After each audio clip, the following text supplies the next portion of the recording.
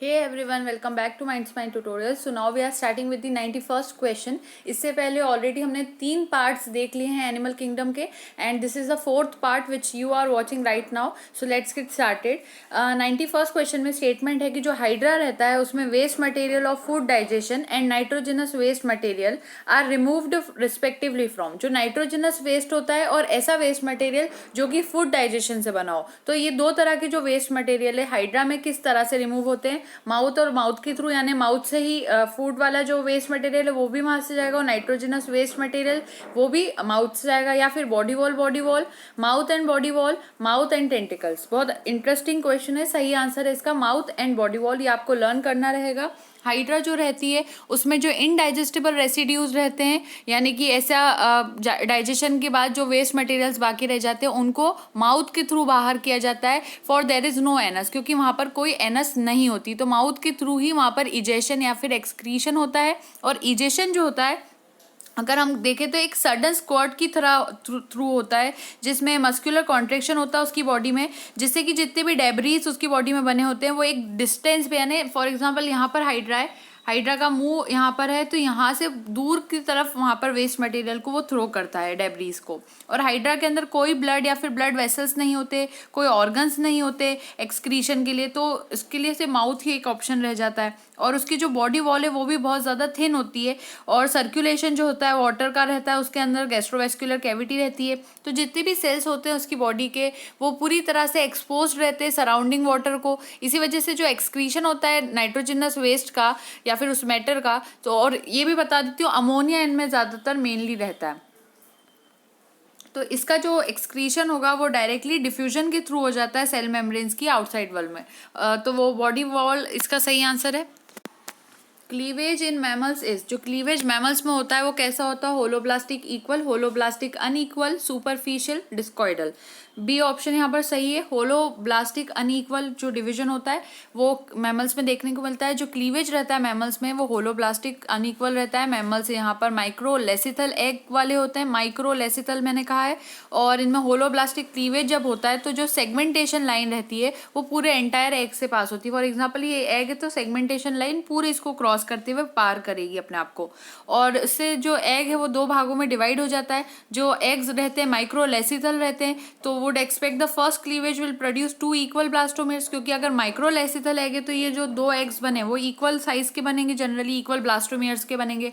पर ये केस नहीं रहता है. जो दो ब्लास्टोमेर्स यहाँ पर बनते हैं वो अनइक्वल बनते हैं और वो फर्दर डिवाइड करके 4 अनइक्वल ब्लास्टोमेर्स और बना लेते हैं. तो यहाँ पर जनरली बच्चे सोचते हैं ये इक्वली डिवाइड होगा, अगर बीच में से लाइन जा रही है तो दोनों भाग बराबर होंगे, लेकिन ऐसा नहीं होता है. अनइक्वल यहाँ पर डिवीजन देखने को मिलता है. उसके बाद 4 और अनइक्वल ब्लास्टोमेर्स बन जाते हैं. ये प्रोसेस कंटिन्यू करती जाती है और एक बॉल ऑफ सेल्स बन जाती है फाइनली, जिसको मॉड्यूला का नाम दिया जाता है. उसके बाद ये जो सुपरफिशियल क्लीवेज है, अगर उसकी बात हम करें, यहाँ पर ये ऑप्शन भी था, तो जो सुपरफिशियल क्लीवेज है ये इंसेक्ट्स के अंदर और बर्ड्स के अंदर देखने को मिलता है. तो ये आपको लर्न करना है. यहाँ पर इंसेक्ट्स के अंदर होता है सुपरफिशियल क्लीवेज, सॉरी मैंने यहाँ पर बर्ड्स का नाम लिया. सुपरफिशियल जो होता है वो इंसेक्ट्स में होता है और डिस्कॉइडल जो होता है वो बर्ड्स के अंदर होता है. तो प्लीज़ यहाँ पर मैं इसको सब कुछ क्लियर वापस कर देती हूँ. जो मैमल्स होते हैं उसमें होलोब्लास्टिक अनइक्वल क्लीवेज होता है.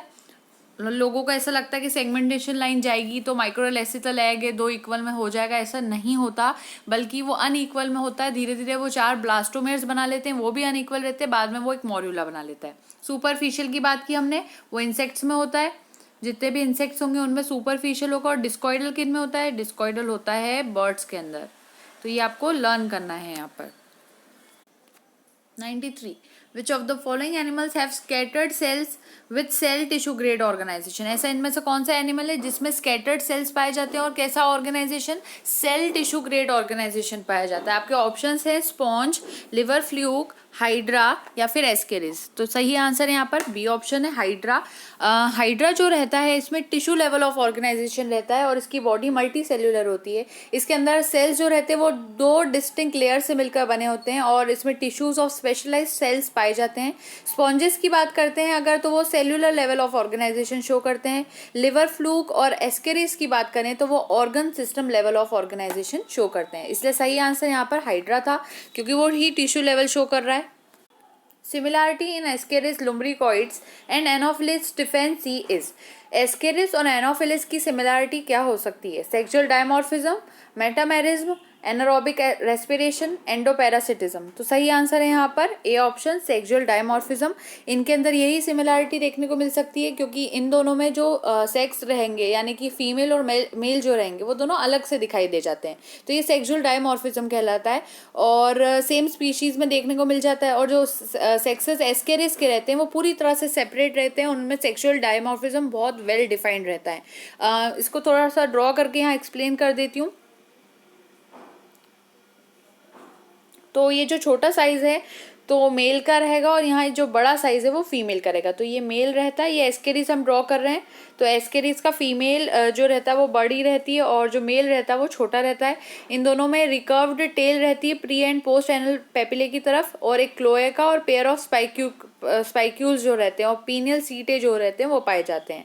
एनोफिलिस के अंदर एंड जो रहता है मैक्सिलरी पाल्प का, मेल के अंदर वो क्लब शेप का होता है। तो क्लब शेप का होता है मेल के अंदर और फीमेल्स के अंदर वो होता ही नहीं है, तो फीमेल्स में ऐसा नहीं होता।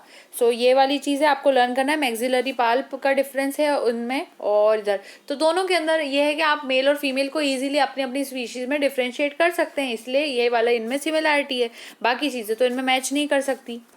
What happens if bone of frog is kept in dilute hydrochloric acid? अगर आपने bone of frog को dilute hydrochloric acid में डाल दिया तो होगा क्या?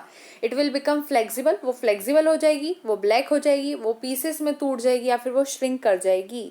तो यहाँ सही आंसर है ए ऑप्शन, वो फ्लेक्सिबल हो जाएगी। हाँ, वो काली भी नहीं होगी, ना वो श्रिंक करेगी, ना वो टूटेगी, वो फ्लेक्सिबल हो जाएगी। अब समझिए इसका कंसेप्ट क्या है। जो मेन कंपोनेंट होता है बोन का वो होता है कोलेजन और वो कॉम्प्लेक्स कॉम्बिनेशन होता है अमाइनो एसिड्स का। जब फ्रॉग की बोन को आप ट्रीट करोगे HCl के साथ तो उसके जो कंपाउंड्स थे उसकी बोन के अंदर वो ब्रोकन डाउन हो जाएंगे, टूट जाएंगे और उसकी जो बोन्स हैं वो फ्लेक्सिबल हो जाएंगी। तो कोलेजन की वजह से यहाँ पर ये चीज़ देखने को मिलती है क्योंकि वहाँ पर अमीनो एसिड का कॉम्प्लेक्स कॉम्बिनेशन होता है। तो यहाँ पर सही आंसर है वो फ्लेक्सिबल हो जाएगी। बहुत इंटरेस्टिंग क्वेश्चन था। 96 में है हमारा स्टेटमेंट कि इनमें से क्या ऐसे होंगे कैरेक्टर्स जो कि एब्सेंट रहते हैं कॉर्डेट्स के अंदर। कॉर्डेट्स में क्या एब्सेंट रहेगा? Diaphragm, coelom, pharyngeal gill clefts, dorsal nerve cord. तो ये तीन तो पक्के से कैरेक्टर है कॉर्डेट्स के। तो बचता कौन है? डायफ्राम बचता है। तो यहाँ इसको टिक कर देते हैं। डायफ्राम जो होती है एक तरह की मेम्ब्रेन रहती है जो कि सेपरेट करती है थोरेसिक कैविटी को एब्डोमिनल कैविटी से। तो थोरेसिक कैविटी और एब्डोमिनल कैविटी के बीच में जो पार्टीशन होता है वो कौन होता है? डायफ्राम होती है। ये सिर्फ और सिर्फ मैमल्स में पाई जाती है और जो कॉर्डेट्स रहते हैं उनमें डायफ्राम जो रहती है वो प्रेजेंट नहीं होती क्योंकि उनकी जो बॉडी कैविटी है वो डिवाइडेड ही नहीं होती थोरेसिक और एब्डोमिनल कैविटी में, तो इसकी ज़रूरत ही नहीं है। और जो कॉर्डेट्स रहते हैं वो सीलोमेट एनिमल्स रहते हैं। इनमें ट्रू सीलोम रहती है। एंटेरोसीलिक और शाइजोसीलिक दोनों ओरिजिन की हो सकती है। फेरेंजियल गिल स्लिट्स इनमें पाई जाती हैं और किसी भी स्टेज जो लाइफ की रहती है उसमें आ जाती है। ये फंक्शनल भी हो सकती है, ना भी हो फंक्शनल। और जो नर्व कॉर्ड रहती है वो डॉर्सल और ट्यूबुलर होती है। सो मैंने सारे पॉइंट्स यहाँ पर एक्सप्लेन कर दिए। अगर आपको थोड़ा बहुत डाउट यहाँ पर सीलोमेट्स वगैरह पे तो उसका वीडियो 1 शॉर्ट वीडियो है, अपलोडेड है, चेक कर लेना। तो सारे डाउट्स वहाँ पर क्लियर हो जाएंगे, एंटेरोसीलिक, शाइजोसिलिक वगैरह। What is true for Mammalia? Mammalia के लिए क्या चीज़ ट्रू है? प्लेटिपस ओवीपेरस होते हैं। बैट्स हैव फीदर, बैट्स के पास फीदर होते हैं। एलिफेंट ओवोविविपेरस होते हैं। Diaphragm is absent in them. तो यहाँ ट्रू बात पूछी गई है तो ए ऑप्शन बिल्कुल सही है। प्लेटिपस जो होते हैं ओवीपेरस, बाकी तीनों पॉइंट्स पूरी तरह से फॉल्स हैं। तो प्लेटिपस जो रहता है वो अकेला ऐसा मैमल है जो कि एग्स ले करता है और जो ऑर्गेनिजम्स एग्स को ले करते हैं उन्हें ओवीपेरस कहा जाता है। इसी वजह से हमने यहाँ टिक करा है। मैमल्स जो होते हैं, सारे मैमल्स जो होते हैं वो विविपेरस होते हैं एक्सेप्ट दी प्लेटिपस, और वो एक तरह का प्रोथीरियन रहता है और प्रिमिटिव मैमल है इसलिए वो एग्स को ले करता है। और यहाँ ये वाला डाउट क्लियर हो जाता है। Aquatic reptiles are ureotelic in water, ammonotelic, ureotelic over land. Aquatic reptiles क्या होते हैं? बी ऑप्शन बिल्कुल सही है, यूरियोटेलिक होते हैं वाटर के अंदर। अब इसको समझते हैं। वेस्ट मटेरियल जो होता है एक्वेटिक रेप्टाइल्स का वो चीफली यूरिया का बना होता है, इसीलिए हम उनको यूरियोटेलिक कहते हैं। जब ये लैंड पर रहते हैं क्योंकि ये रेप्टाइल्स है तो ये पानी में भी जा सकते हैं और लैंड पर भी रह सकते हैं, तो ये जब लैंड पर रहते हैं तो ये यूरिकोटेलिक हो जाते हैं, यानी कि ये यूरिक एसिड का एक्सक्रीशन शो करते हैं। लेकिन ऑप्शन में ये वाली चीज़ तो थी नहीं कि यूरिकोटेलिक वाला भी बताना था, तो एक पॉइंट को हमने यहाँ पर यूज़ करते हुए ये बता दिया कि पानी में तो वो यूरियोटेलिक होते हैं और पानी के बाहर लैंड पर आते ही वो यूरिकोटेलिक हो जाते हैं। Temperature changes in the environment affect most of the animals which are. Temperature change होते ही जो इन्वायरमेंट में टेम्परेचर चेंज आएगा उससे किस एनिमल में एकदम से चेंजेस आते हैं? पोइकिलोथर्मिक, एक्वेटिक, होम्योथर्मिक या फिर desert living. So answer is poikilothermic, क्योंकि ये जो ऑर्गेनिज्म होते हैं इनको जैसे ही सराउंडिंग में कुछ भी चेंज आते हैं ये अपने आप को उस तरह से मेंटेन कर लेते हैं, चाहे कोल्ड टेम्परेचर हो या फिर वार्म, तो ये उस हिसाब से चलते हैं, इसीलिए इनको पोइकिलोथर्मिक कहते हैं। अब जो बर्ड्स और मैमल्स होते हैं, बर्ड्स और मैमल्स के अलावा जितने भी एनिमल्स होते हैं, आप कहीं पर भी नोट कर लो इसको, जितने भी एनिमल्स होते हैं बर्ड्स और एनिमल्स के अलावा वो सभी पोइकिलोथर्मिक होते हैं, और बर्ड्स और मैमल्स जो होते हैं वो होम्योथर्मिक होते हैं। तो ये आपको लर्न करना है इस पॉइंट को यहाँ पर। Canal system is a characteristic feature of echinoderms, helminths, sponges, सीलेंटेड। कैनाल सिस्टम किसका कैरेक्टरिस्टिक फीचर होता है? Answer is B option, sponges का। बहुत नॉर्मल सा एक्सप्लेनेशन रिक्वायर्ड नहीं है इसमें। Which of the following is not found in birds. Birds में इनमें से कौन सी चीज़ नहीं पाई जाती? Pelvic girdle, hind limb, pectoral girdle, fore limb. आपको आंसर पता होना चाहिए, ये बहुत नॉर्मल सा ही क्वेश्चन है। फोर लिम्ब जो रहते हैं वो बर्ड्स में नहीं होते। जो फोर लिम्ब होते हैं वो जब बर्ड्स में एब्सेंट होते हैं, क्योंकि एक तरह से वही फोर लिम्ब्स मॉडिफाइड रहते हैं विंग्स के अंदर। उनके जो विंग्स होते हैं उसी में फोर लिम्ब्स मॉडिफाइड रहते हैं, इसलिए फोर लिम्ब हमें दिखाई नहीं देते, और विंग्स फ्लाइट में हेल्प करते हैं। ये जो फोर लिम्ब्स रहते हैं, या फिर सॉरी ये जो विंग्स रहते हैं ये अटैच रहते हैं उनकी बैक के हाई पोर्शन के ऊपर, जो उनकी पीठ होगी उसके ऊपर वाले पोर्शन पर रहते हैं, और एंटीरियर या फिर थोरेसिक रीजन ऑफ ट्रंक पे भी अटैच रह सकते हैं, और वेरी पावरफुल रहते हैं, बहुत ज़्यादा पावरफुल रहते हैं compared in the size and strength of the bird. जो बर्ड का साइज और स्ट्रेंथ रहता है उसके मुकाबले कई हद तक ये बहुत पावरफुल रहते हैं। हर विंग की बात की जाए तो वो इलोंगेटेड, फ्लैटेंड और डिस्टली पॉइंटेड रहता है। थोड़ा सा इस टाइप का स्ट्रक्चर होता है विंग्स का, आप ड्रॉ भी करते होगे बचपन में कभी, तो बर्ड्स को इसी तरह ड्रॉ किया जाता है, और हर विंग के बारे में इसी तरह की डायग्राम रहती है। लॉन्जिट्यूडनल एक्सिस रहती है राइट एंगल्स पे, और ट्रंक के राइट एंगल पर रहता है वो। हाइंड लिम्ब जो रहता है अगर उसकी बात करते हैं तो वो 3 पार्ट्स बना होता है, जिसको मैं यहाँ नोट करूँगी। तो पहला होता है थाई, हाइंड लिम्ब की बात हो रही है, थाई, शैंक, शैंक बोन होती है, सुनी होगी, शैंक, और एक और चीज़ होती है थाई, शैंक और फूट। हाँ, सो ये तीनों चीज़ें यहाँ पर रहती है जो कि हाइंड लिम्ब को बनाती है। फोर लिम्ब तो इनके पास होता ही नहीं है। उसके बाद दूसरी बात आती है कि जो पेक्टोरल गर्डल होती है इनकी, उसको अगर देखा जाए तो पेक्टोरल गर्डल में 3 बोन्स रहती है, लार्ज, कोराकॉइड, स्कैप्यूला और क्लेविकल। और पेल्विक गर्डल जो होती है वो इलियम, इस्चियम और प्यूबिस की बनी होती है। सो जो चीज़ नहीं होती उसके बारे में पूछा गया था, वो कौन सी थी? वो फोर लिम्ब था, क्योंकि वो क्या बना लेता है? वो तो विंग्स बना लेता है, तो इसलिए वो दिखाई नहीं देता। बाकी के 3 तो मैंने टाइप्स बता दिए, इसको लर्न करना और नोट भी कर लेना है। So question number 102 states that अगर इस तरह की बोन आपके सामने है कि वो लॉन्ग है, लंबी है और अंदर से हॉलो है, और उसके अंदर एयर पैसेजेस प्रेजेंट है, यानी उसमें अंदर कहीं ना कहीं हवा के पैसेज बन रहे हैं, तो ये इस तरह की जो बोन्स होती है वो कौन से तरह के एनिमल्स की कैरेक्टरिस्टिक हो सकती है? And your options are Reptilia, Aves, land vertebrates या फिर मैमल्स। तो सही आंसर यहाँ पर होगा एव्स, और बहुत ज़्यादा ऑब्वियस क्वेश्चन है, क्योंकि जो बर्ड्स होती हैं उन्हीं को एव्स कहते हैं, और जो बर्ड्स होती हैं वो कहीं ना कहीं फ्लाई करती है हवा में। अब अगर उनको फ्लाई करना है, हवा में रहना है, तो उनकी जो बोन्स है उसको बहुत हल्का होना पड़ेगा, जिससे कि वो जो बर्ड्स है वो हवा में आसानी से उड़ सकती हैं। तो उनकी बॉडी वेट को कम करने के लिए उनकी जो बोन्स होती है वो हॉलो होती है और एयर पैसेजेस से कनेक्टेड रहती है। वहीं यहाँ पर जो दूसरे ऑप्शन थे रेप्टिलिया, लैंड वर्टिब्रेट्स और मैमल्स, अगर हम इनकी बात करते हैं तो ये जो तीनों ही एनिमल्स की ग्रुप है, और साथ में इनके साथ मैमल्स की भी बात कर रहे हैं, तो ये जो तीनों ग्रुप्स है ये सभी कहना चाहिए इन सभी में हॉलो बोन्स नहीं होती, क्योंकि हम सब की बोन्स को हम देखेंगे तो डेंस और थोड़ी ठोस तरह की होती है। तो ये वाला ऑप्शन यहाँ पर एव्स के लिए था। 103 solenoids, solenocytes are the main excretory structures in. Solenocytes main excretory structures होते हैं किन के अंदर? इकाइनोडर्मेट्स, एनालिड्स, प्लेटीहेल्मिन्स या फिर mollusc. And the right answer is यहाँ पर बी ऑप्शन सही है, प्लेटीहेल्मिन्स। जो सोलेनोइड्स होते हैं उनका पहले दूसरा नाम समझिए, फ्लेम सेल्स होता है। सोलेनोइड्स का दूसरा नाम होता है फ्लेम सेल्स। अब होता क्या है, ये जो सोलेनोइड्स होते हैं ये कप शेप के होते हैं, कहीं ना कहीं कप की तरह इनका शेप होता है, जिसके अंदर ग्रुप ऑफ सीलिया प्रेजेंट होता है, बहुत सारे सीलिया अंदर होते हैं। और ये जो सोलेनोइड्स होते हैं ये मेन एक्सक्रीटरी ऑर्गन होते हैं प्लेटीहेल्मिन्स के अंदर। तो आपको सिर्फ नॉर्मली याद करना है, प्लेटीहेल्मिन्स के अंदर सोलेनोइड्स होते हैं as a main excretory structure.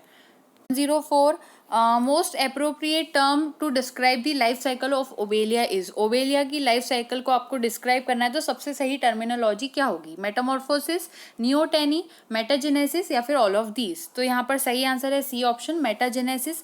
अब इसका रीजन देखते हैं। तो क्या होता है ना, जो ओबेलिया होता है वो फाइलम सीलेंट्रेटा के अंदर आता है। ओबेलिया की जो लाइफ साइकिल होती है वो दो क्लियरली डिफाइंड फेजेस में होती है। एक तो होता है फिक्स्ड पॉलीपॉइड फेज जिसको हाइड्रॉइड कॉलोनी कहा जाता है, और दूसरा होता है एक पेलेजिक मेड्यूसॉइड फेज।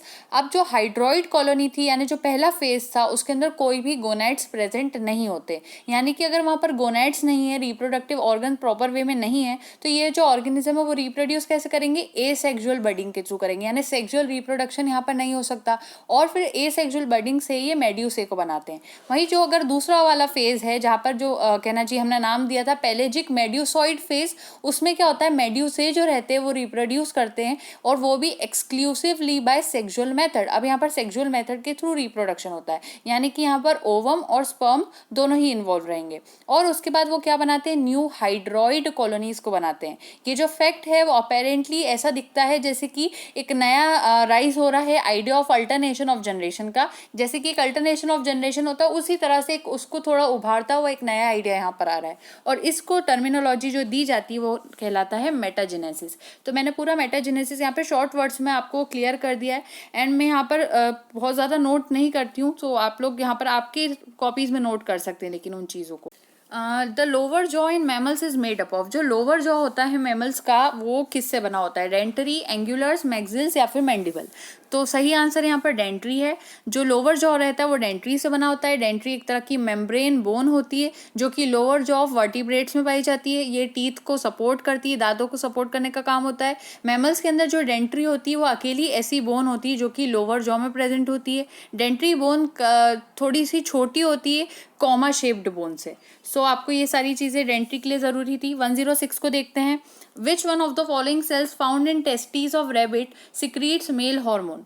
जो यहाँ पर ऐसा कौन सा सेल है जो कि टेस्टीज ऑफ रैबिट में पाया जाता है और मेल हार्मोन को सिक्रीट करता है। And your options are epithelial cell, Leydig cell, spermatocytes और सर्टोली सेल। तो सही आंसर यहाँ पर सी ऑप्शन है। कहीं ना कहीं हम मैमल्स की बात कर रहे हैं, रैबिट एक तरह का मैमल होता है, तो लीडिक सेल्स ही अगर मैमल में देखा जाए तो सिक्रीट करते हैं जो मेल हार्मोन होते हैं उसको। सो सही आंसर है सी ऑप्शन। जो कनेक्टिव टिश्यू रहता है सेमिनिफेरस ट्यूब्यूल के अंदर जो कि टेस्टीज में पाया जाता है मेनली, तो वो जो सेमिनिफेरस ट्यूब्यूल रहता है उसमें जो कनेक्टिव टिश्यू रहता है उसके अंदर स्पेशल इंटरस्टिशियल सेल्स होते हैं। उन्हीं सेल्स को लीडिक सेल्स या फिर सेल्स ऑफ लीडिक भी कहा जाता है। इनका काम होता है मेल सेक्स हार्मोन को सिक्रीट करना, जिसका दूसरा नाम होता है androgen. I will note it down here, androgen, उसको एंड्रोजन कहते हैं। दूसरी बात, एंड्रोजन्स या फिर टेस्टोस्टेरोन इसी में आ जाता है, और ये स्टिमुलेट करता है। इन हार्मोन का काम क्या रहता है, सेकेंडरी सेक्सुअल कैरेक्टरिस्टिक्स को स्टिमुलेट करना, जिससे कि एनलार्जमेंट ऑफ एक्सटर्नल जेनिटल्स हो सकता है एंड एक्सेसरी ग्लैंड्स हो सकता है। सो सही आंसर था लीडिक सेल्स जो कि मेल हार्मोन को सिक्रीट करते हैं। 107, what is common among silver fish, scorpion, crab and honey bee. इन चारों में क्या चीज कॉमन है, jointed legs, compound eyes, metamorphosis या फिर पॉइजन ग्लैंड्स। सो सही आंसर, तो सही आंसर है यहाँ पर हम उसको टिक करते हैं डायरेक्टली, सी ऑप्शन जो कि है कंपाउंड आइज। जो सिल्वर फिश होती है वो एक तरह का इंसेक्ट होता है, so don't get confused here, क्योंकि कहीं ना कहीं फिश के नाम से सब उसको फिश समझने लगते हैं, लेकिन वो एक इंसेक्ट होता है। अगर आपने नोट किया होगा तो बुक्स अगर बहुत दिनों तक अगर हम यूज़ नहीं करते, धूल में रखी होती है, तो उसमें से एक अजीब सा सिल्वर रंग का कीड़ा नजर आता है, देखने को आता है, वो एक तरह का इंसेक्ट होता है। तो वही सिल्वर फिश होती है जनरली। अगर हुआ तो मैं उसकी एक वीडियो बना के अपलोड करूंगी, सो आपको डायरेक्टली उसको देखने का मौका मिल जाएगा और आप भी इजीली उसको समझ सकेंगे। दूसरी बात, silver fish, scorpion, crab, honey bee, इन सभी में कंपाउंड आइज होती है जो कि उनके लेटरल साइड ऑफ हेड में दोनों तरफ पाई जाती है। फॉर एग्जांपल ये उनका हेड है तो दोनों तरफ कंपाउंड आइज उनकी आंखों में हेड के आसपास लगी होती है, और वो कॉन्वेक्स वे में लगी होती है। इनकी जो आंखें रहती है इसमें न्यूमरस विजुअल यूनिट्स होते हैं, बहुत सारे छोटे छोटे यूनिट्स होते हैं जिनको ओमेटिडिया कहा जाता है। हर एक ओमेटिडियम की बात करें तो अब ओमेटिडियम क्या है, ओमेटिडियम यानी सिंगुलर वे में,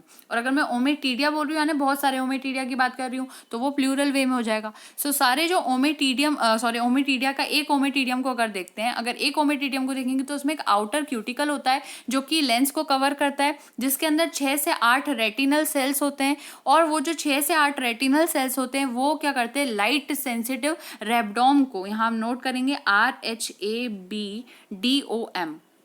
RHABDOM, थोड़ी स्पेस की कमी हो रही है, रेबडोम, RHABDOM। तो रेबडोम को कवर करते हैं कौन, 6 से 8 रेटिनल सेल्स, और जो एडजेसेंट ओमेटीडिया रहते हैं वो सेपरेटेड रहते हैं कैसे, पिगमेंट सेल्स के थ्रू। तो बहुत सारे ओमेटीडिया यहाँ पर भरे हुए हैं और इनके बीच में कहीं ना कहीं क्या रहते हैं, पिगमेंट सेल्स रहते हैं, और एक ओमेटीडिया को ओमेटीडियम कहा जाता है। The embryonated egg of Ascaris represent, जो एम्ब्रियोनेटेड एग रहता है एस्केरिस का वो क्या रिप्रेजेंट करता है, egg with blastula, egg with juvenile, egg with an egg, या फिर एग विद गेस्ट्यूला। तो सही आंसर है B option, an egg with a juvenile. अब यहाँ पर समझते हैं इसका कंसेप्ट। जो एम्ब्रियोनेटेड एग रहता है एस्केरिस का वो रिप्रेजेंट करता है एक एग को जो कि कैसा होता है, जुवेनाइल होता है, एक जुवेनाइल उसके साथ होता है कहना चाहिए। अब जो एस्केरिस का केस होता है उसमें कुछ ऐसे एग्स होते हैं जिसके अंदर सेकेंड स्टेज ऑफ जुवेनाइल भी रहती है, जिसको एम्ब्रियोनेटेड एग कहा जाता है। तो सबसे पहले तो आप एम्ब्रियोनेटेड एग की डेफिनेशन समझिए यहाँ पर कि क्या हो रहा है, जो एस्केरिस के एग्स होते हैं उसमें सेकेंड स्टेज रहती किसकी, जुवेनाइल की।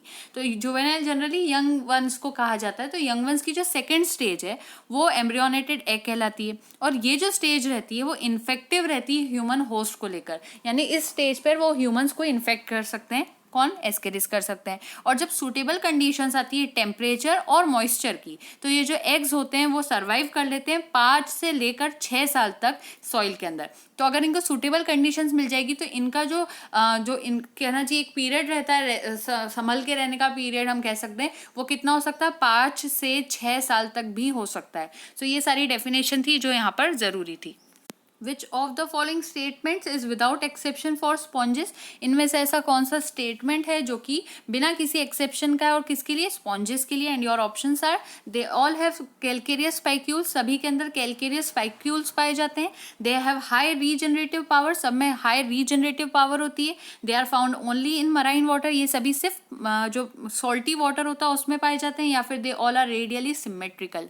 And the right answer is B option, जो कि है they all have high regeneration power. अब इसको समझते हैं। जो स्पॉन्जेस होते हैं इनमें कैलकेरियस या फिर सिलिकियस स्पाइक्यूल्स होते हैं। सिर्फ जरूरी नहीं है कि कैल्शियम के बने हो, सिलिका के भी बने होते हैं इनके स्पाइक्यूल्स। और जो स्पॉन्जेस होते हैं वो मराइन नहीं होते हुए कभी कभी फ्रेश वाटर लिविंग भी हो सकते हैं। तो कभी कभी सॉल्टी वाटर में और कभी कभी बिना सॉल्ट के पानी में भी ये रहते हैं। स्पॉन्जेस जनरली एसिमेट्रिकल होते हैं, इनमें सिमेट्री पूरी तरह नहीं होती, या फिर कभी कभी ये बायलैटरली सिमेट्रिकल हो सकते हैं, यानी दो इक्वल भाग में आप इनको बांट सकते हैं।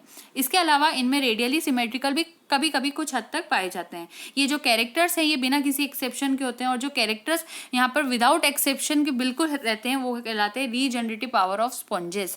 ये जो पावर है रीजनरेटिव पावर जो कहना चाहिए स्पॉन्जेस का, उसका तो बिल्कुल कोई एक्सेप्शन नहीं है। तो जो स्पॉन्जेस होते हैं उनके अंदर गुड पावर ऑफ रीजनरेशन होता है, और वापस से अगर फॉर एग्जाम्पल ये एक स्पॉन्ज है, यहाँ पर इसका एक बॉडी पार्ट आपने यहाँ से काट दिया है, तो वो अपने बॉडी पार्ट को फिर से ग्रो कर लेगा, और जो बॉडी है उसकी वहाँ पे लॉस्ट हो जाएगी और कट ऑफ भी हो जाएगी तो भी ग्रो कर लेगा। तो जो स्मॉल फ्रेगमेंट्स रहते हैं यहाँ पर एक कंप्लीट स्पॉन्ज को बना सकते हैं। Next 110, when an animal has both the characters of male and female, जब किसी एनिमल में मेल और फीमेल के दोनों कैरेक्टर्स पाए जाते हैं उसको क्या कहा जाएगा, super female, intersex, super male, या फिर गाइनेंडोमॉर्फ। तो यहाँ पर सही आंसर है गाइनेंड्रोमॉर्फ, क्योंकि गाइनेंड्रोमॉर्फ का दूसरा नाम होता है हर्माफ्रोडाइट। हर्माफ्रोडाइट बाइसेक्सुअल का ही मीनिंग रहता है उसके लिए। और ये जो एनिमल रहते हैं इसमें क्या होता है, दोनों ही मेल और फीमेल कैरेक्टर्स एक ही सिंगल ऑर्गेनिज्म में पाए जाते हैं। फॉर एग्जाम्पल ये सिंगल ऑर्गेनिज्म है तो इसी के अंदर ओवरी से रिलेटेड और टेस्टी से रिलेटेड चीजें पाई जाएगी, इसलिए ऑर्गेनिज्म बाइसेक्सुअल कहलाएगा। And the example is earthworm. Coelom is found between, coelom कहाँ पाई जाती है, बॉडी वॉल और एक्टोडर्म के बीच में, एक्टोडर्म और एंडोडर्म के बीच में, मीजोडर्म एंड बॉडी वॉल के बीच में, जिसको एंडोडर्म ही अगेन कहते हैं, तो मीजो और एंडो के बीच में, या फिर मीजो और एक्टोडर्म के बीच में। तो ये कॉमन क्वेश्चन है बहुत, सी ऑप्शन यहाँ सही रहेगा, मीजोडर्म और एंडोडर्म के बीच में सीलोम जो होती है वो पाई जाती है। सीलोम के ऊपर ऑलरेडी वीडियो अपलोडेड है, उसके अंदर सारी चीजें क्लियर्ड है, उसका इवोल्यूशन कैसे हुआ था, किन ऑर्गेनिजम्स में कौन सी सीलोम होती है, सब कुछ उस एक सिंगल वीडियो में क्लियर्ड है, so you can check it out. तो दूसरा इसका कंसेप्ट थोड़ा सा ले लेते हैं। सीलोम एक फ्लूइड फिल्ड कैविटी होती है, हम सभी जानते हैं, जो कि मेन बॉडी कैविटी होती है वर्टिब्रेट्स की, और मोस्ट इनवर्टिब्रेट एनिमल्स में भी पाई जा सकती है। और मीजोडर्म और जो बॉडी वॉल होती है यानी कि एंडोडर्म जो होती है उसके बीच में सीलोम पाई जाती है। And I am really sorry for the voices which are coming behind, because घर के आसपास अभी कंस्ट्रक्शन का वर्क भी चल रहा होता है, तो we have to bear with the voice right now. So हम लोग आगे कंटिन्यू करते हैं। Pneumatic bone is found in, जो न्यूमेटिक बोन होती है वो किस में पाई जाती है? शार्क, पीजन, राना या फिर वेल। राना यानी फ्रॉग, ठीक है। सो न्यूमेटिक बोन जो होती है वो पीजन के अंदर पाई जाती है, और वो क्यों पाई जाती है? क्योंकि वो उनकी बोन्स को लाइट वेट का बना देती है और उससे पीजन फ्लाई कर सकता है। न्यूमेटिक बोन हॉलो कैविटी की होती है जो कि उसको लाइट बनाता है, और उसमें कहीं ना कहीं हवा भरी होती है, इसलिए वो लाइट रहती है। तो पीजन के अंदर आंसर सही था, क्योंकि वो एक तरह की एव्स है। अभी हमने एक क्वेश्चन डिस्कस किया था। Nephridia in earthworm are analogous to. Analogous किसको लेकर होते हैं? नेफ्रीडिया। एनालॉगस का मतलब होता है ऐसे ऑर्गन्स जो कि फंक्शन तो जिनका सेम होता है, लेकिन उनका स्ट्रक्चर जो होता है, फंक्शन यहाँ पर सेम है लेकिन उनका जो स्ट्रक्चर होता है वो डिफरेंट होता है। तो आपको ये याद रखना है, फंक्शन सेम और स्ट्रक्चर डिफरेंट, ऐसे ऑर्गन्स को एनालॉगस ऑर्गन्स कहते हैं, क्योंकि ये ऊपर ऊपर से तो सेम नजर आते हैं लेकिन इनका इवोल्यूशन जो हुआ होता है वो अलग अलग ओरिजिन से होता है, इसलिए इनके स्ट्रक्चर अलग हो जाते हैं लेकिन फंक्शन सेम होते हैं। सो जो नेफ्रीडिया होता है, सबसे पहले तो आप उसका फंक्शन समझिए। नेफ्रीडिया का फंक्शन होता है एक्सक्रीशन करवाना। तो आप इन ऑप्शन में से ये चेक करेंगे कि सबसे ज्यादा एक्सक्रीशन करवाने वाला फंक्शन किसका हो सकता है? नेमेटोब्लास्ट। तो नेमेटोब्लास्ट तो लोकोमोशन में हेल्प करते हैं। फ्लेम सेल्स ये एक्सक्रीशन में हेल्प करते हैं। गिल्स रेस्पिरेशन में हेल्प करते हैं, और ट्रेकिया ऑफ इंसेक्ट्स ये भी रेस्पिरेशन में हेल्प करते हैं। तो अब यहाँ पर सही आंसर कौन सा होना चाहिए? फ्लेम सेल्स होना चाहिए, क्योंकि यही अकेले हैं जो एक्सक्रीशन में हेल्प कर रहे हैं। सो जो फ्लेम सेल्स ऑफ प्लेनेरिया हैं और नेफ्रीडिया इन अर्थवॉर्म है, ये दोनों एक दूसरे को एनालॉगस होते हैं। वहीं हम बात करते हैं हाइड्रा की, तो वो तो लोकोमोशन का काम था, लेकिन यहाँ जो गिल्स ऑफ प्रॉन है और ट्रैकिया ऑफ इंसेक्ट्स है, ये दोनों भी एक दूसरे को एनालॉगस है, लेकिन इनका काम है रेस्पिरेशन से रिलेटेड। हमसे तो नेफ्रीडिया और अर्थवॉर्म का पूछा गया था, तो ये क्लियर हो जाता है। तो सही आंसर जो यहाँ पर है वो है फ्लेम सेल्स ऑफ प्लेनेरिया, क्योंकि ये दोनों नेफ्रीडिया और फ्लेम सेल्स क्या करते हैं? एक्सक्रीशन में हेल्प करते हैं। इनमें से क्या चीज कॉमन है मैमल्स के अंदर? Option are they undergo no moulting, इनमें कोई मोल्टिंग नहीं होती। दे हैव 7 सर्विकल वर्टिब्रा, इनमें 7 सर्विकल वर्टिब्रा होती है। ये कार्निवोर्स होते हैं। इनमें वेंट्रल नर्व कॉर्ड होती है। तो हमें कॉमन फीचर पूछा गया है, सही आंसर है ए ऑप्शन, हमें कोई भी मोल्टिंग नहीं पाई जाती। अगर हम मैमल्स की बात करते हैं तो किसी भी मैमल में आपको ये नहीं दिखेगा कि मोल्टिंग हो रही है, और मोल्टिंग यूजुअली जो इनवर्टिब्रेट्स होते हैं उनके अंदर देखने को मिलती है, और जो मैनी वर्टिब्रेट स्पीशीज है उसमें सर्विकल वर्टिब्रा वेरिएबल रहती है नंबर में। तो जरूरी नहीं कि हमेशा 7 ही हो, 7 से ज्यादा है, 7 से कम भी हो सकती है, लेकिन ज्यादातर मैमल्स में जो 7 सर्विकल वर्टिब्रा है वो कैसी होती है? एक शॉर्ट नेक के साथ बनी होती है। जैसे कि एलिफेंट्स और वेल्स जो रहते हैं इनमें लॉन्ग नेक होती है, और मतलब सॉरी कहना चाहिए छोटी नेक होती है, और वही जो जिराफ होता है अगर उसको देखा जाए तो उसमें लॉन्ग नेक होती है। तो सर्विकल वर्टिब्रा भले ही 7 भी हो जाए, लेकिन क्या होती है, किसी में छोटी और किसी में बड़ी वाली सर्विकल वर्टिब्रा हो सकती है। जैसे कि फिश जो है, मतलब वेल जो है और एलिफेंट जो है, इनके अंदर बड़ी नेक नहीं होना चाहिए और बल्कि छोटी सी नेक होगी। वहीं जो जिराफ है उसकी बहुत बड़ी सी नेक होना चाहिए। तो ये चेंजेस आ जाते हैं, और कुछ एक्सेप्शनल केसेस भी हो सकते हैं। कभी कभी 9 सर्विकल वर्टिब्रा भी होती है मैमल्स के अंदर। तो ये जो मैमल्स होते हैं, और दूसरा पॉइंट है यहाँ पर कार्निवोरस का, कि जो मैमल्स होते हैं वो कार्निवोरस होते हैं, लेकिन ऐसा नहीं है, कभी वो हर्बीवोरस भी हो सकते हैं, वो कभी कार्निवोरस हो सकते हैं, वो कभी ओमनीवोरस भी हो सकते हैं। और जो मैमल्स होते हैं उनके अंदर डोर्सल नर्व कॉर्ड होती है। यहाँ पर इन्होंने क्या लिखा है? Ventral nerve cord. ऐसा नहीं होता, हमें तो डोर्सल नर्व कॉर्ड होना चाहिए। तो ये वाला पॉइंट यहाँ पर गलत है। कार्निवोर्स वाले में भी एक्सेप्शन है, 7 सर्विकल वर्टिब्रा में भी एक्सेप्शन आपको बता दिया। तो सही आंसर कौन सा है? ए ऑप्शन है, कि हमें कोई मोल्टिंग नहीं होती। मोल्टिंग यानी कि जैसे सांप की आपने देखा होगा केचली उतरने का, अगर वर्ड्स आपने सुने होंगे, तो उसी को कहीं ना कहीं मोल्टिंग कहा जाता है। तो अपनी एक पुरानी स्किन को चेंज करके नई स्किन की रीजनरेशन में लग जाना, तो वो एनिमल्स मैमल्स में इतने खास तौर पे नहीं होता। हमें भी शेडिंग होती है डेड स्किन सेल्स की, लेकिन इस तरह से नहीं होती। सो ये वाला ऑप्शन था। Formation of canal system in sponges is due to, formation जो होता है कैनल सिस्टम का स्पॉन्जेस में, वो किस वजह से होता है? Folding of inner walls, gastrovascular system, reproduction, या फिर पोरस वॉल्स। सही आंसर है पोरस वॉल्स। अब इसको समझिए, जो बॉडी वॉल होती है स्पॉन्जेस की, वो इनक्लोज करती है लार्ज कैविटी को, जिसको स्पॉन्जोसील कहा जाता है। एक बड़ी सी कैविटी रहती है अंदर, और बहुत सारे केसेस में क्या होता है, ये जो कैविटी रहती है इसकी जो थिकनेस रहती है वो न्यूमरस स्मॉल कैविटीज के थ्रू बनती है, जिसको हम कैनाल्स कह सकते हैं। सो चाहे वो स्पॉन्जोसील हो या कोई सर्टन कैनाल हो, वो सभी कॉनोसाइट्स से लाइंड रहती है, और कॉनोसाइट्स फ्लैजिला के साथ पाए जाते हैं। सो जो सीजलेस बीटिंग होती है फ्लैजिला की, जोर जोर से फ्लैजिला का चलना और कभी रुकना नहीं, ये एक तरह का स्टेडी करंट ऑफ वाटर बना देता है, जो कि इन कैनाल्स के अंदर से पार होता है स्पॉन्ज बॉडी में। तो फ्लैजिला एक तरह का अंदर क्या बना देता है? एक बीटिंग जो करता है फ्लैजिला, एक तरफ अपने आप को मारना जोर जोर से, तो उससे फ्लैजिला एक स्टेडी करंट ऑफ वाटर अंदर बना देता है। सो जो करंट ऑफ वाटर रहता है वो क्या करता है? वो एंटर कर जाता है through small pores, dermal ostia, और परफोरेट करता है पोरोसाइट्स को, और जब वहाँ से वो पास होता है थ्रू वेरियस कैनाल्स तो वो एंटर करता है स्पॉन्जोसील के अंदर, और स्पॉन्जोसील के बाद वो फाइनली वहाँ से लीव करता है एक लार्ज अपर्चर के थ्रू, जिसको हम ऑस्क्यूलम कहते हैं या फिर अपर्चर्स भी कह सकते हैं या ऑस्क्यूला भी कह सकते हैं। अब ये जितनी भी कैविटीज़ यहाँ रहती है स्पॉन्ज की बॉडी में, वो इंटर कम्युनिकेटिंग करती है, एक दूसरे से कम्युनिकेट करती है और कलेक्टिवली कहलाती है कैनाल सिस्टम। सो जो करंट ऑफ वाटर जो फ्लो करता है through the canal system brings in food and oxygen. So canal system खाना और जो ऑक्सीजन होती है उसको लाने का काम करता है, और कार्बन डाइऑक्साइड और नाइट्रोजनस वेस्ट को बॉडी से बाहर करने का काम करता है। सो कैनाल सिस्टम जो स्पॉन्ज का रहता है वो न्यूट्रिशन, रेस्पिरेशन और एक्सक्रीशन में हेल्प करता है। तो पोरस वॉल इसका सही जवाब था। विच of the following organisms possess characteristics of plant and an animal? इनमें से कौन से ऑर्गेनिज्म में दोनों कैरेक्टर्स होते हैं? Euglena, bacteria, paramecium, mycoplasma. बहुत कॉमन क्वेश्चन है, बहुत बार आ भी चुका है। यूग्लिना आपको याद रखना हमेशा कि थोड़ा प्लांट और थोड़ा एनिमल जैसा जो ऑर्गेनिज्म होता है वो होता है यूग्लिना। इसके अंदर दोनों के कैरेक्टर्स होते हैं। प्लांट क्यों कहलाता है? क्योंकि इसमें क्लोरोफिल होता है जो कि ऑटोट्रॉफिक वे में इसको एक्ट करने में हेल्प करता है, यानी अपना खुद का खाना खुद बना सकता है जैसे प्लांट बनाते हैं। और इसके कॉन्ट्रास्ट में बात की जाए तो इसके अंदर फ्लैजिलेटेड लोकोमोशन देखने को मिलता है। और जो फ्लैजिलेटेड लोकोमोशन की बात हो रही है, जैसे प्लांट्स लोकोमोट तो नहीं कर सकते, तो अगर लोकोमोशन इसमें आ गया तो वो क्या शो कर रहा है कि ये एक एनिमल है। तो एनिमल और प्लांट के दोनों की कैरेक्टर्स इसमें आते हैं। और इसका न्यूट्रिशन मिक्सोट्रॉफिक न्यूट्रिशन होता है। जस्ट फॉर योर इन्फॉर्मेशन हमने ये पॉइंट यहाँ पर ऐड किया। Besides Annelida and Arthropoda, the metamerism is exhibited by Annelida और Arthropoda के अलावा जो मेटामेरिज्म है और किन में पाया जाता है? ऑप्शंस आर मोलस्का, एक्केंथोसिफेला, सिस्टोडा या फिर Chordata. And the right answer is D option, Chordata. अगर आपने मेरी प्रीवियस वीडियो में देखा होगा या शायद इसी क्वेश्चन में हमने प्रीवियस वे में यह सारी बातें डिस्कस करी है, so I am not going to give you the same concept again and again. आपको प्रीवियस वीडियो से थोड़ा सा रेफर करना पड़ेगा, जब जाके ये सारी बातें आपको क्लियर होगी। सो यहाँ तो सही आंसर है कॉर्डेटा। हमें थोड़ी हद तक कॉर्डेट्स के अंदर मेटामेरिज्म देखने को मिलता है। Next question, the function of contractile vacuole in protozoa is. जो फंक्शन होता है कॉन्ट्रेक्टाइल वैक्यूल का प्रोटोजोआ में वो क्या होता है? सो आपके ऑप्शन है osmoregulation, locomotion, reproduction and digestion of food. तो सही आंसर यहाँ पर अगेन ए ऑप्शन हो जाएगा, ऑस्मोरेगुलेशन। हमने पहले ये वाली बात भी डिस्कस करी है, तो ये दो क्वेश्चन के मैं यहाँ पर एक्सप्लेनेशन नहीं कर रही हूँ क्योंकि हम पहले डिस्कस कर चुके हैं।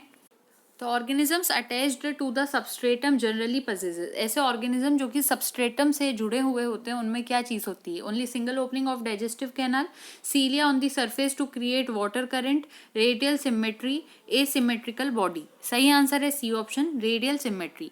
जो ऑर्गेनिजम्स अटैच्ड रहते हैं सबस्ट्रेटम से उनके अंदर रेडियल सिमेट्री होती है और वो हर वर्टिकल प्लेन के लिए लागू होती है, हम कह सकते हैं। और जो भी एनिमल्स होते हैं जो निडेरिया के अंदर आते हैं जैसे कि जेलीफिश, और जो इकाइनोडर्मेटा में आते हैं जैसे कि स्टारफिश, ये सभी रेडियली सिमेट्रिकल होते हैं और टिपिकली सिसाइल होते हैं एडल्ट फॉर्म में। जो रेडियल सिमेट्री होती है वो पार्ट्स करती है ऑर्गन या फिर ऑर्गेनिज्म का, जब उसको कट करा जाएगा through the centre in any direction and it produces two halves that are mirror images of each other. जब भी आप रेडियल सिमेट्री से किसी ऑर्गेनिज्म को काटोगे तो जो दो पार्ट्स वहां पर बनेंगे वो बिल्कुल ऐसे दिखाई देंगे जैसे कि कोई मिरर इमेज हो। जब आप आपके अपने आप को मिरर में देखते हैं तो किस तरह से बिल्कुल सेम नजर आता है, उसी तरह से यहाँ पर भी सेम नजर आएगा काटने के बाद ऑर्गेनिज्म को। Sympathetic nerves in mammals arrive from. अब थोड़ा सा डिफरेंट क्वेश्चन है। जो सिंपैथेटिक नर्व्स होती है मैमल्स की वो कहाँ से अराइव करती है? सेक्रल नर्व से, 3rd, 7th, 9th and 10th cranial nerves, थोरेको lumbar nerves या फिर सर्विकल नर्व्स। ये थोड़ा सा इंटरेस्टिंग भी और इंपॉर्टेंट भी है। सी ऑप्शन यहाँ सही है। थोरेको लंबर नर्व्स से जो सिंपैथेटिक नर्व्स होती है मैमल्स की वो अराइज करती हैं। अब मैं इसका कंसेप्ट आपको एक्सप्लेन कर देती हूँ। तो जो सिंपैथेटिक नर्वस सिस्टम होता है वो पार्ट होता है ऑटोनॉमिक नर्वस सिस्टम का, जिसके अंदर बहुत सारी नर्व्स होती हैं जो एक दूसरे से कनेक्टेड भी रहती है। और कनेक्ट कहाँ से मेनली होती है? विसरल रिसेप्टर से कनेक्ट होती है और इफेक्टर से। सो जो सेंट्रल नर्वस सिस्टम रहता है वो क्रेनिया और स्पाइनल नर्व्स का बना होता है। सिंपैथेटिक नर्व्स जो रहती है वो थोरेको लंबर नर्व वाला जो पोर्शन होता है वहां से अराइज करती है। तो ये सारी इंपॉर्टेंट पॉइंट्स यहाँ पर थे। नेक्स्ट क्वेश्चन देख लेते हैं। Oestrus cycle is a characteristic of. Oestrus cycle किसका कैरेक्टर हो सकता है? Human females, mammalian females other than primates, human males only या फिर mammalian males other than primates. अब यहाँ पर आपको कंसेप्ट समझाते हैं। जो ईस्ट्रस साइकिल होती है वो सिर्फ और सिर्फ मतलब अगर ह्यूमन फीमेल्स की बात की जाए तो उसमें तो मेंस्ट्रुअल साइकिल होती है। दो तरह की साइकिल्स होती है, एक मेंस्ट्रुअल और दूसरी होती है ईस्ट्रस। सो जो ईस्ट्रस साइकिल होती है वो सिर्फ और सिर्फ किस में पाई जाती है? ऐसी मैमिलियन फीमेल्स में जो कि अदर देन प्राइमेट्स होती है। प्राइमेट्स में आते हैं मंकी, एप्स, ह्यूमंस एट्सेट्रा, जिनमें जनरली थंब प्रेजेंट होता है, और भी कुछ पॉइंट्स होते हैं। अगर आप चाहेंगे तो मैं प्राइमेट्स और जो नॉन प्राइमेट्स होते हैं उनको क्लियरली एक अलग सेपरेट वीडियो में एक्सप्लेन कर दूंगी। सो अभी तो फिलहाल के लिए मेल्स में तो बिल्कुल ये साइकिल हो नहीं सकती, तो ये ऑप्शन तो सिरा से गलत हो जाएंगे। और सही आंसर कौन सा होगा? ए ऑप्शन बी ऑप्शन सही हो जाएगा। Mammalian females other than primates. अब थोड़ा सा कंसेप्ट यहाँ पर लेते हैं। अब होता क्या है, जो ईस्ट्रस साइकिल रहती है उसमें अलग अलग साइक्लिक चेंजेस आते हैं फीमेल के रिप्रोडक्टिव सिस्टम में। और जनरली नॉन प्राइमेट मैमल्स कौन हो सकते हैं? Cows, dogs etcetera. अब होता क्या है, आप समझिए इस चीज़ को कि फॉर एग्जांपल हम बात करते हैं डॉग्स या फिर कैट्स की भी बात कर सकते हैं। काऊ का एग्जांपल ले लेते हैं। तो काऊ में क्या होता है, जब ईस्ट्रस साइकिल रहती है उसके अंदर, तो एक शॉर्ट पीरियड ऑफ टाइम उसके लाइफ साइकिल में आता है। फॉर एग्जांपल ये उसकी लाइफ साइकिल हम यहाँ पर बना रहे हैं, तो यहाँ पर और बार बार ये टाइम रिपीट हो सकता है। तो फॉर एग्जांपल ये जो टाइम है, ये जो रेड हमने ज़्यादा डार्क किया, ये कहलाता है हीट टाइम या फिर हीट पीरियड। इसको आप कह सकते हो ईस्ट्रस पीरियड भी या फिर हीट पीरियड भी। इस टाइम पे जो फीमेल है, अगर उसका मेल के साथ कॉपुलेशन होता है, सो एम्ब्रियो के फॉर्मेशन, जाइगोट के फॉर्मेशन की पॉसिबिलिटी बहुत ज़्यादा होती है। लेकिन इसके अलावा जो यहाँ पर टाइम पीरियड प्रेजेंट है अदर देन हीट पीरियड, सो इसके अलावा जो पीरियड वहाँ कहलाता है उसको कहते हैं एन ईस्ट्रस पीरियड। ANOESTROUS। तो एन ईस्ट्रस पीरियड या फिर पैसिव पीरियड उसे कहा जाता है। सो फॉर एग्जांपल ये काऊ की हमने बनाई थी, और ये जो उसका हीट पीरियड रहता है वो 18 आवर्स का होता है काऊ के अंदर। और उसके अलावा जितना भी पीरियड रहता है वो पैसिव पीरियड होता है या फिर एन ईस्ट्रस पीरियड होता है। अब होता क्या है, जब एन ईस्ट्रस पीरियड आता है, फॉर एग्जाम्पल यहाँ पर तो वो हीट में थी इस रेड पोर्शन में, यहाँ पर जो हमने डार्कली करा था। उसके बाद जो यहाँ पर पैसिव पीरियड आया, उस पीरियड में क्या होता है, वो जो काऊ है अगर उसका कॉपुलेशन हो भी जाता है, देन ऑल्सो वो वहाँ पर एम्ब्रियोज का फॉर्म नहीं हो सकता, और वैसे वहाँ पर कॉपुलेशन वो शो भी नहीं करती है। तो ये वाली चीज़ यहाँ पर होती है। लेकिन जब जो ये वाला टाइम चल रहा है एन स्ट्रेस का, इसमें भी क्या होता है कि उसकी बॉडी के जो टिश्यूज़ है उनका ब्रेकडाउन तो भी होता है। तो जो फीमेल रिप्रोडक्टिव ट्रैक्ट है उसमें ब्रेकडाउन ऑफ टिश्यूज़ होता है। और at the end of the oestrus cycle, जब ईस्ट्रस साइकिल एंड होती है, फॉर एग्जांपल ये जो टाइम था यहाँ पर, जैसे यहाँ पर ईस्ट्रस साइकिल एंड होती है, तो यहाँ पर उसको जैसे कि एक मेंस्ट्रुअल साइकिल में ब्लीडिंग होगी, उसी तरह से यहाँ पर काऊ के अंदर भी वही चीज़ देखने को मिलती है। लेकिन यहाँ पर कोई एक पर्टिकुलर वे में कोई मेंस्ट्रुएशन नहीं होता, सिर्फ उसके जो कहना चाहिए टिश्यूज़ का ब्रेकडाउन उसके फीमेल रिप्रोडक्टिव ट्रैक्ट में हुआ है वो देखने को मिलता है। तो आई होप थोड़ा सा ये डिफिकल्ट कंसेप्ट है आप लोगों के लिए, थोड़ा न्यू कंसेप्ट होगा, तो समझने में अगर टाइम लगे तो अगर लगता है कि कुछ एक्सप्लेन और करने की ज़रूरत है तो मैं इसकी अलग सी वीडियो बना के उसको एक्सप्लेन कर दूंगी। आपको सिर्फ ये करना है कि कमेंट सेक्शन में मुझे बता देना इस बारे में। Common characteristic of all vertebrates without exception is, बिना एक्सेप्शन के लिए अगर हम देखें तो कॉमन कैरेक्टर्स क्या हो सकते हैं एक वर्टिब्रेट के अंदर। तो options are division of body into head, neck, trunk and tail, body covered with exoskeleton, the position of 2 pairs of functional appendages, presence of well developed school.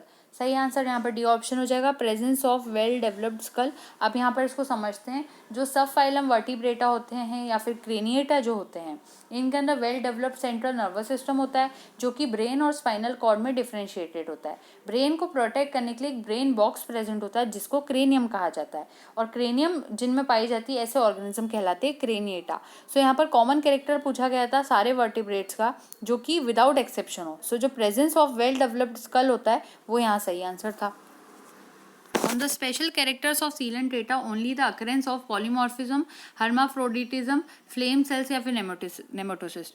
जो स्पेशल कैरेक्टर होते हैं सीलेंट्रेटा का वो कहना चाहिए ओनली अकरेंस होता है किस चीज़ का। सही आंसर यहाँ पर डी ऑप्शन है, नेमेटोसिस्ट। जो सेल्स होते हैं कैरेक्टरिस्टिक होते हैं सीलेंट्रेट्स के, वो कहलाते हैं स्टिंगिंग सेल्स या फिर नीडोसाइट्स, नीडोब्लास्ट या फिर नेमेटोब्लास्ट। ये जो स्टिंगिंग सेल्स होते हैं ये ऑफेंस और डिफेंस में हेल्प करते हैं।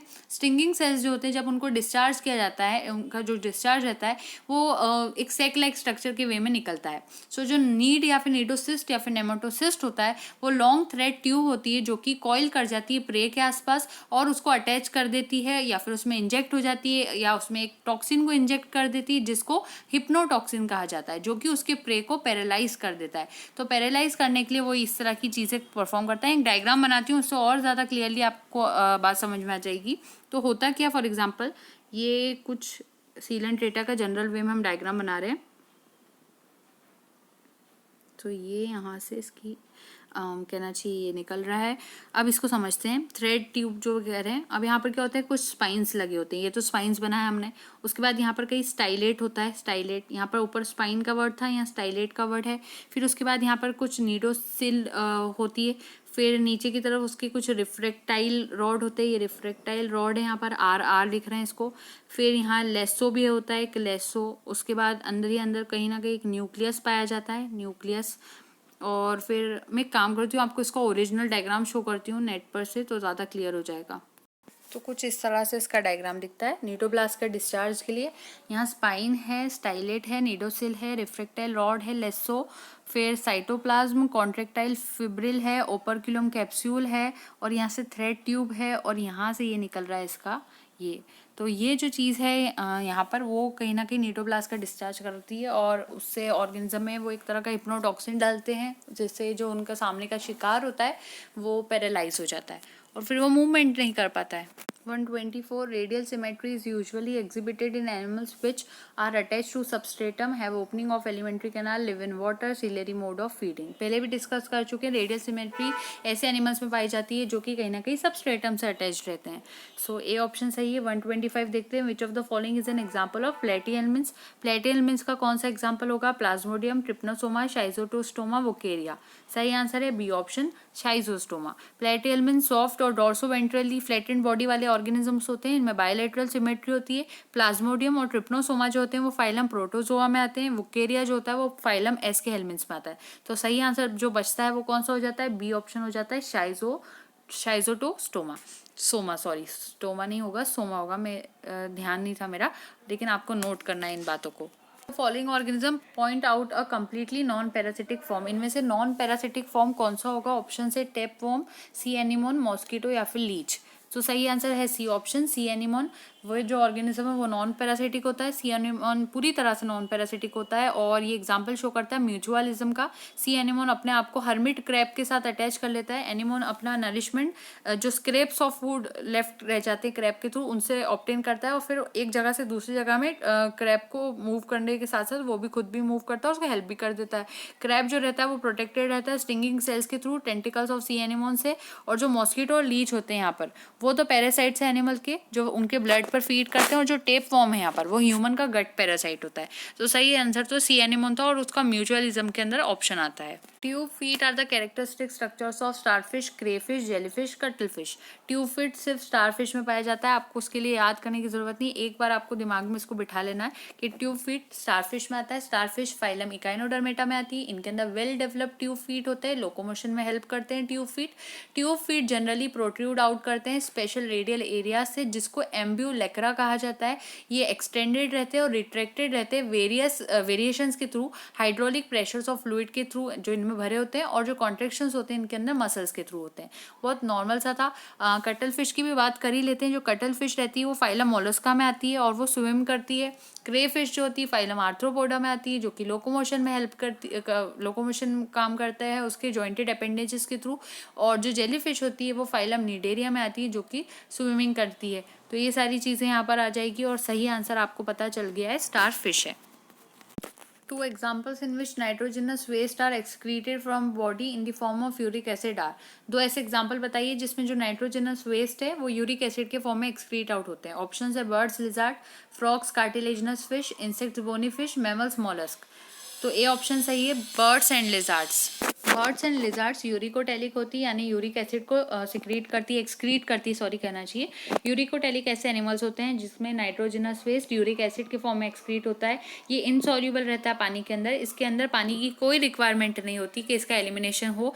जैसे कि बाकी नाइट्रोजनस वेस्ट जब भी एक्सक्रीट आउट होते हैं बॉडी से, जब उनमें थोड़ा सा पानी होगा, लेकिन जो यूरिक एसिड होते हैं वो बिना पानी के भी एक्सक्रीट आउट हो जाते हैं। फ्रॉग्स और जो कार्टिलेजिनस फिश होती है वो यूरियोटेलिक होती है, यानी उनका जो नाइट्रोजनस वेस्ट है वो यूरिया के फॉर्म में एक्सक्रीट आउट होता है। और अगर यूरिया को एक्सक्रीट आउट करना है तो बहुत सारे पानी की जरूरत पड़ती है, जो कि सिर्फ फ्रॉग और फिशेस ही अफोर्ड कर सकते हैं। और जो मेन एक्सक्रीटरी मैटर होता है इंसेक्ट्स का, वो भी यूरिक एसिड होता है। और जो बोनी फिश रहती है उनका जो एक्सक्रीटरी प्रोडक्ट होता है वो अमोनिया होता है, इसीलिए वो अमोनियोटेलिक होते हैं।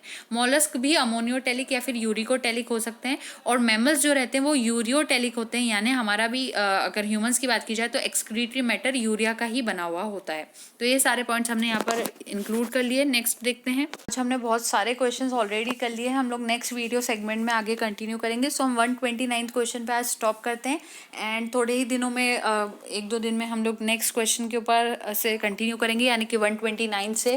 And so this is the end of the video right now and don't forget to like, share and subscribe. Thank you so much. Happy learning.